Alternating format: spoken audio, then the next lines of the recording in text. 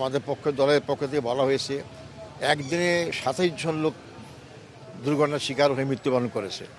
আমি নতুন করে আবার তাদের প্রতি সমবেদনা জ্ঞাপন করছি, তাদের শোক পরিবারের প্রতি সমবেদনা জ্ঞাপন করছি এবং আল্লাহ তাদেরকে কবুল করে দোয়া করি।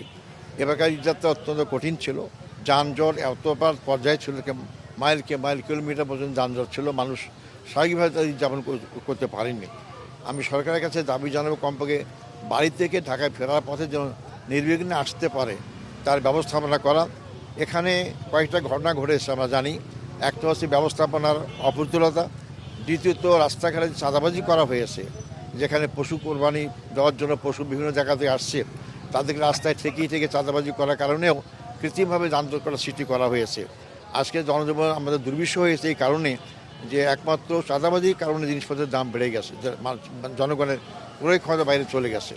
তা আজকে জনগণ যাতে নির্বিঘ্নে নিশ্চিন্তে ঢাকা শহরে আসতে পারে তার যথাযথ ব্যবস্থা করা এবং এই জন্য পর্যাপ্ত পরিমাণ আইনশৃঙ্খলা বাহিনীকে রাস্তায় বা যেখানে নিয়োগ করার দরকার নিয়োগ করে যাতে জনগণের যোগাযোগ যাতায়াতটা নির্বিঘ্ন করতে পারে। ট্রেন শিডিউল যেন ঠিকমতো থাকে, এই ব্যবস্থা সরকার যেন কার্যকরী পদক্ষেপ গ্রহণ করে। শুধু কথার ফানুস দিয়ে নয়, বাস্তবভাবে যেন জনগণ এই সমস্যাগুলো থেকে বেরিয়ে আসতে পারে, এই আমি আবেদন জানাতে চাই।